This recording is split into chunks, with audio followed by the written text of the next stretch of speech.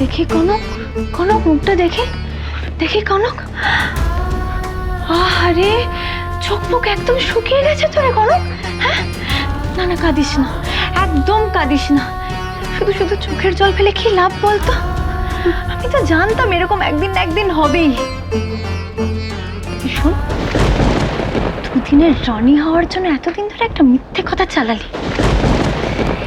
এইসব কথা আর কতদিন লুকিয়ে রাখা যায় কনক? ভগবান জানে, মাঝে মাঝে মাথায় তোর যে কি ভূত চাপে কে জানে। আমি ঠাকুরের দিব্যিতে বলছি, আমি কোনো মিথ্যে কথা বলিনি। তুমি তো সব জানো। আমি যে লেখাপড়া জানি না সেটা তো সবাই জানতো।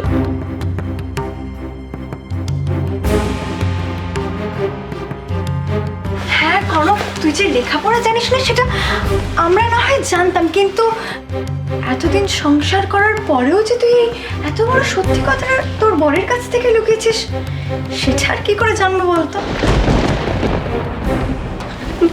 দিদিভাই, আমি ভেবেছিলাম মা সব জানে। বাহ, মা জানলেই ছেলেকে জানতে হবে। Very good.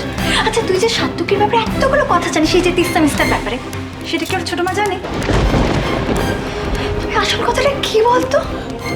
যার যেটা পাওয়ার থাকে না, সেটা সে তার নিজের যোগ্যতায় পায়। থ্যাংক গড, আমার 14 পুরুষের ভাগ্য বলে যে প্লিজ তুই শেষমেশে এটা বুঝেছিস যে তুই কোথায় আর আমি কোথায়। তাই বলছি শোন, তুই যদি এবারে সবার ভালো চাস, এবারে সকলের মঙ্গল চাস, তাহলে কাল সকালবেলা তুই বাড়ি ছেড়ে চলে যাবি। ওসব বেশি কম কিছু বুঝি না। ভুলটা তো আমার নয়, সেটাই তো আপনাদের। বরং আপনাদের দোষে আমাদের মেয়ের কপাল পুড়েছে। এখন মেয়েটাকে নিয়ে আমরা কোথায় যাব? শিখা, শিখা, এত কথা বলে আর জটিলতা বাড়িও না। আরে কোথায় সমস্যার সমাধানের কথা ভাববে? এখনো সমাধানের আশায় আছো তুমি? উহাদের হাব ভাব দেখে ব্যাপারটা বুঝতে পারছো না? শুনুন শুনুন শুনুন, একটা অপ্রীতিকর ঘটনা ঘটে গেছে। এক্ষুনি আমাদের এসব নিয়ে মাসিমা ওসব কথা বললে তো হবে না। আপনি দেখলেন না, এক কথায় আমাদের মেয়েকে আপনাদের নাতি ত্যাগ করে চলে গেল। তা কেউ কি এখানে কোনো প্রতিবাদ করলো বলে? আমাদের কনকটা মুখ্য হতে পারে, কিন্তু হাজারো মানুষ তো, তারও তো একটা জীবন আছে, তার জীবন চালাতে হবে না? হ্যাঁ, সম্পর্ক নেই বলে আপনাদের নাতি ত্যাগ করে চলে গেল। আমাদের মেয়ে বললো বাড়ি ছেড়ে চলে যাবে, তা বললেই হলো। মা, মা, বৌরানী কোথাও যাবে না। একটা ভুল বোঝাবুঝি হয়েছে, সেটা মিটে যাবে।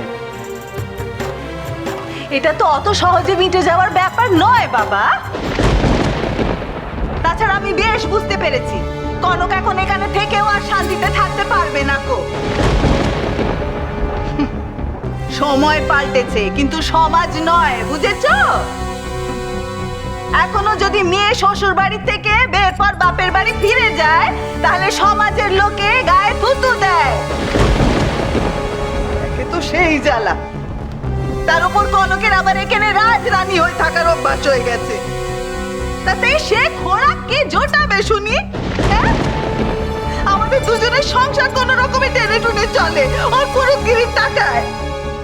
কনক যদি এখন এসে ঘাড়ে জোটে, তাহলে ওর খরচটাকে। শিখা, শিখা, তোমার কাছে আমি হাত জোর করছি। শিখা, একটু চুপ করবে? আমার তোর জন্য খুব কষ্ট হচ্ছে Kanak, but I am sorry, আমি কিছু করতে পারবো না। তুমি আমাকে নিয়ে ভেবো না দিদিভাই।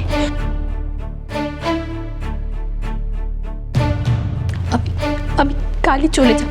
না, কোথাও যাবে না তুমি। এসব কি বলছো তুমি বৌরানী? তুমি চলে যাবে? হ্যাঁ ওলি, আমি মাকে তোমার দাদাভাইকে কথা দিচ্ছি, কাল সকালে আমি চলে যাব। কোথায় যাবে তুমি বলো? আমাকে বলো, তুমি কোথায় যাবে? কি হলো, চুপ করে আছো কেন? খুব দরদ হয়েছে না বৌরানীর ওপর? বেশি বাড়াবাড়ি করলে এটারও মুখ বন্ধ করতে হবে। বলো তুমি কোথায় যাবে, বলো, আমি তোমাকে। ওলি, তুমি তো নিজের চোখে দেখলে আজকে কি হয়েছে, সবকিছু শুনলে, তারপরেও বেচারি কোন মুখে বাড়িতে থাকবে বলো তো? তুমি শুধু নিজের কথাটাই ভাবছো বৌরানী, একবার এটা ভাবছো না তুমি চলে গেলে দাদা ভাই ছোট মা এদের কে সামলাবে, কে বোঝাবে? দেখো বৌরানী, লেখাপড়া না জানাটা কোনো অপরাধ নয়, আর তুমি তো শেখার সুযোগটুকুও পাওনি। কিন্তু আমি তোমাকে চিনেছি, তাই বলছি আজকে যদি এই অবস্থায় তুমি এই বাড়ি থেকে চলে যাও না, তাহলে খুব বড় একটা ভুল করবে। তুমি অন্তত এই ভুলটা করো না। আমার মতো মেয়ের কপালে কি এত সুখ সব বলো? সব পেয়েও আমি নিজের ভাগ্যে সব হারিয়েছি। তুমি বিশ্বাস করো না, আমি চলে গেলেই ওরা ভালো থাকবে, এই সংসারে সুখ ফিরে আসবে। চুপ, আর একটা কথাও তুমি বলবে না। কি বলছো তুমি এসব? সব ঠিক হয়ে যাবে আস্তে আস্তে, তুমি এতটা প্লিজ ভেবো না। না হলে যাদের কাছ থেকে আমি এত ভালোবাসা পেয়েছি, এত আদর পেয়েছি, তাদেরকেই আমি কষ্ট দিয়েছি। এই অপরাধের যে কোনো ক্ষমা নেই, কোনো ক্ষমা হয় না। বেশ, আমি যাচ্ছি, তবে একটা কথা জেনে রাখবেন, পরিস্থিতি যদি এরকমই থাকে আর কনককে সত্যি যদি ফিরিয়ে নিয়ে যেতে হয়, তাহলে কনকের পাওনা গন্ডা আমি সব বুঝে নিয়ে তবে যাব। কোর্ট কাছারির রাস্তা আমারও জানা আছে।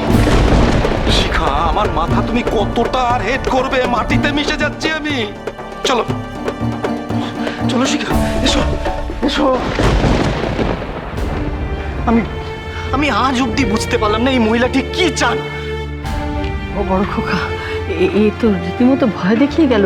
কি কি হচ্ছে এই সংসারে? হ্যাঁ, এতে না বোঝার কি আছে?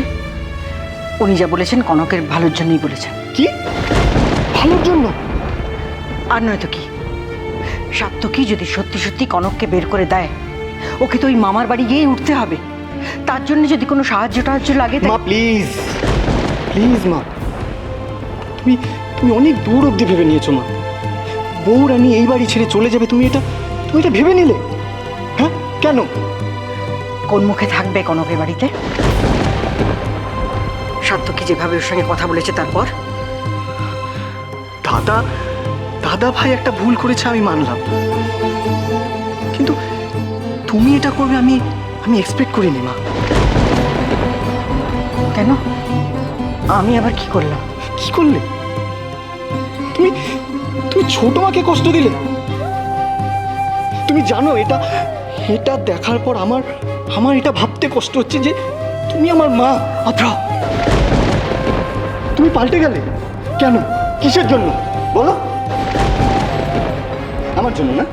হ্যাঁ, তাহলে আমি তোমাকে একটা কথা পরিষ্কারভাবে বলে দিচ্ছি, আমি চৌধুরী পরিবারের ছোট ছেলে, এটা আমার গর্ব, আমার পরিচয় মা। আর আমি কিচ্ছু চাই না, কিচ্ছু না।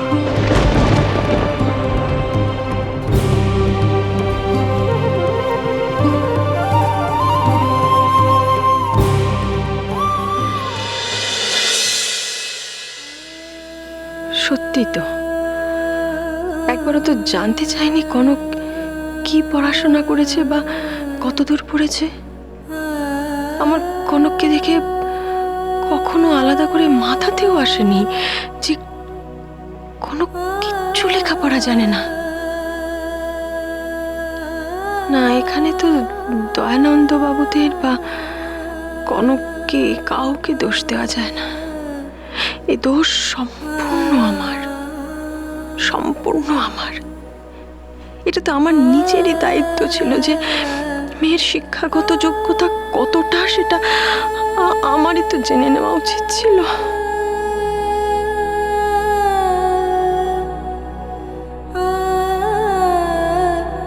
ইন্দু,